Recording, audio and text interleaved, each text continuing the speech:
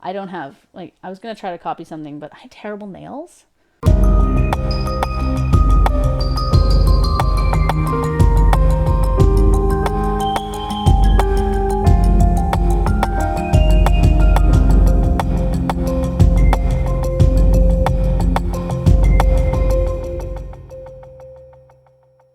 Hello, welcome to Sound and Fury Book Reviews. As usual, I am Tina. Today I'm reviewing an e-arc of The Death of Jane Lawrence by Caitlin Starling.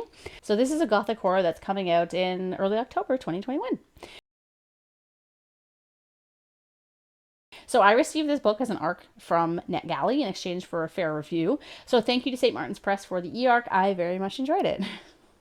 So, The Death of Jane Lawrence is an atmospheric tale reminiscent of Rebecca and Jane Eyre. It's like, a gothic horror. It's creepy and visceral and absorbing.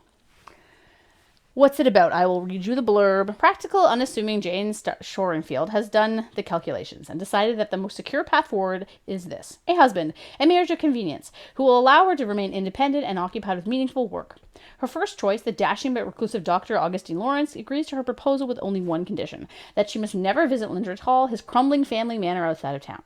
Yet, on their wedding night, an accident strands her at his door in a pitch-black rainstorm, and she finds him changed. Gone is the bold, courageous surgeon, and in his place a terrified, paranoid man, one who cannot tell reality from a nightmare and fears Jane is an apparition come to haunt him. By morning, Augustine is himself again, but Jane knows something is deeply wrong at Lindridge Hall, and with the man she so hastily bound herself to. As someone who very much enjoys Gothic mystery horror and Victorian literature in and of itself, one of this novel's strong points is nailing the conventions of the time period while including modern elements that those of the 1800s couldn't really include. This isn't to say that the novel is anachronistic at all. It's definitely not, but it's much more realistic while also not being too modern. The balance was very well struck. Like, when you read Jane Eyre, for example, that there's sex is in the subcontext, but they can't actually say it out loud. This book is just a bit more open with that kind of thing, but it still feels authentic to how a person would have acted back then.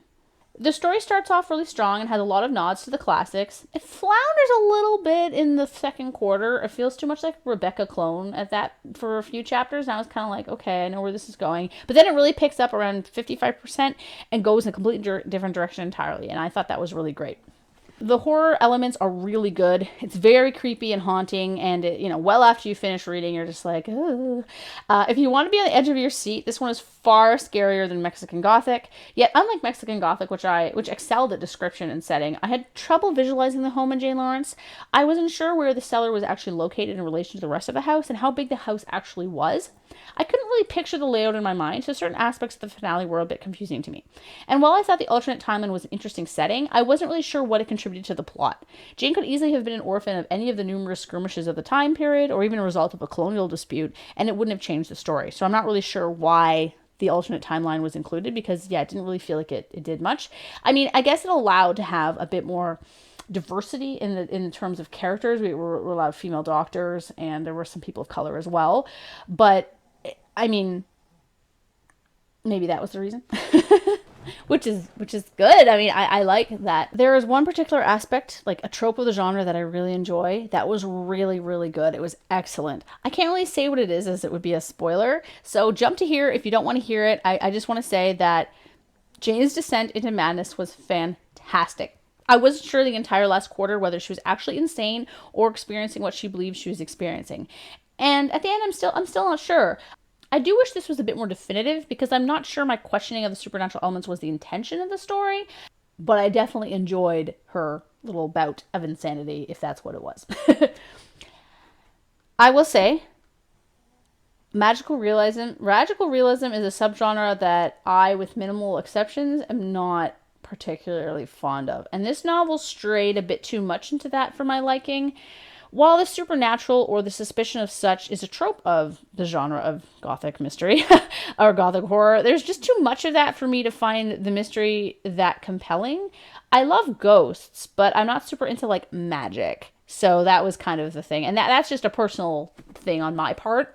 I don't know. I've just never been into that. I do like Hocus Pocus, though. That's a fantastic movie. Another thing that I was a little bit disappointed about was that the allusions to Jane being either on the spectrum or being asexual, it wasn't very clear, weren't fleshed out.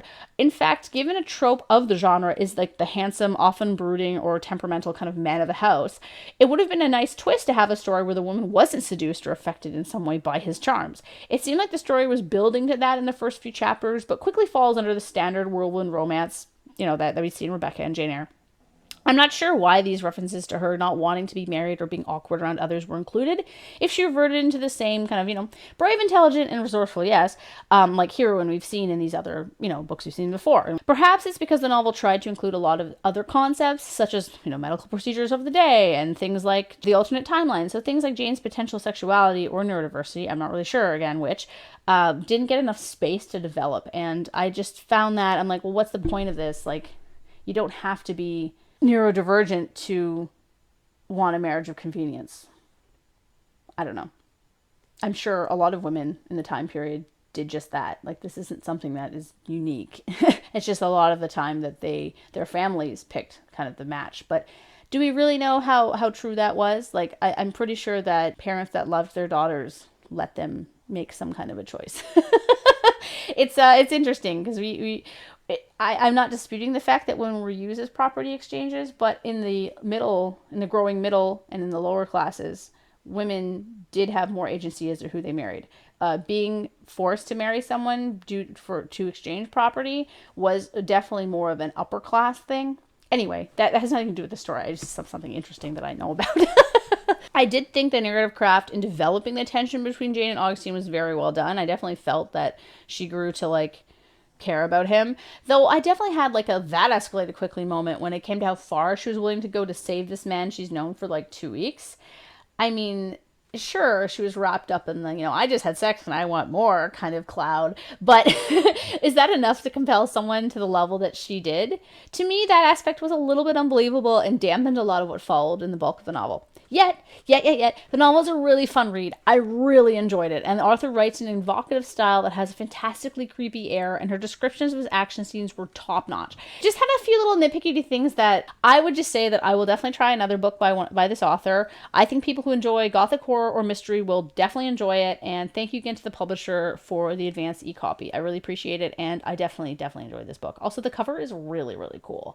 So yeah, thanks for watching. I hope you enjoyed that. What's your favorite gothic horror book? I really love Jane Eyre, but I really love Rebecca. I'd have to pick and Woman in White. Anyway, I don't think I could choose, and they're all different in their own way. So I really like this resurgence of gothic horror that's coming back because it's such an interesting genre.